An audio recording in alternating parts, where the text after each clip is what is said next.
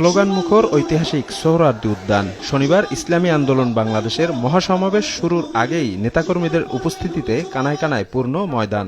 বৃষ্টি উপেক্ষা করেই অবস্থান করেন লাখো মানুষ। মহাসমাবেশে অংশ নেন জামায়াত ইসলামী, এনসিপি, এবি পার্টি, নেজামে ইসলাম, খেলাফত আন্দোলন, খেলাফত মজলিস, গণ অধিকার পরিষদ সহ বিভিন্ন দলের নেতারাও। বলেন, গণঅভ্যুত্থানের পক্ষের শক্তিগুলো ঐক্যবদ্ধ থাকলে ফ্যাসিবাদের পুনরুত্থান ঠেকানো সম্ভব। দেশি বিদেশি কোনো ষড়যন্ত্র আটকাতে পারবে না রাষ্ট্র সংস্কার।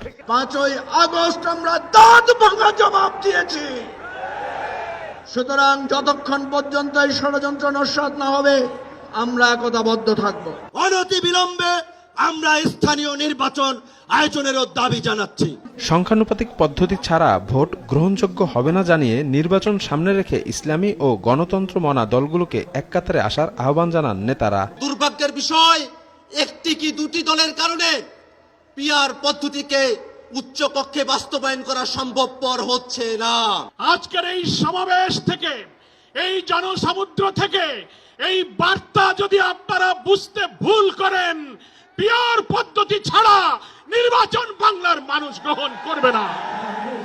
পরে জুলাই হত্যাযজ্ঞের বিচার, সংখ্যানুপাতিক পদ্ধতিতে নির্বাচন, জাতীয়র আগে স্থানীয় নির্বাচন এবং ইসলামী দলগুলোর ঐক্যসহ 16 দফা ঘোষণাপত্র পাঠ করেন ইসলামী আন্দোলন বাংলাদেশের মুখপাত্র। মাঠে ময়দানে সোচ্চার না থাকি। প্রধান অতিথির বক্তব্যে দলের আমির সৈয়দ রেজাউল করিম বলেন, আগামী দিনের প্রধান রাজনৈতিক শক্তি হবে জোটবদ্ধ ইসলামী দলগুলো। যদি আমরা একত্রে নির্বাচন করতে পারি, যদি কার্যকর ঐক্য গড়ে তুলতে পারি, তাহলে বাংলাদেশে ইসলামপন্থীরাই হবে প্রধান রাজনৈতিক শক্তি। সংস্কার ছাড়া নির্বাচন হলে ফের ফ্যাসিবাদ ফিরে আসার শঙ্কা জানান নেতারা। মহাসমাবেশ থেকে আগামী জাতীয় নির্বাচন, গণহত্যার বিচার এবং প্রয়োজনীয় রাষ্ট্র সংস্কারের ব্যাপারে নিজেদের অবস্থান তুলে ধরল ইসলামী আন্দোলন বাংলাদেশ। নেতৃবৃন্দের দাবি, আগামী দিনে নতুন রাজনৈতিক শক্তি হিসেবে উত্থান ঘটবে জোটবদ্ধ ইসলামী দলগুলো। এখন দেখার বিষয় সাধারণ মানুষেরা নতুন শক্তিকে কতটুকু গ্রহণ করে। সোহরাওয়ার্দী উদ্যান থেকে শফিক মুন্সি, সময় সংবাদ, ঢাকা।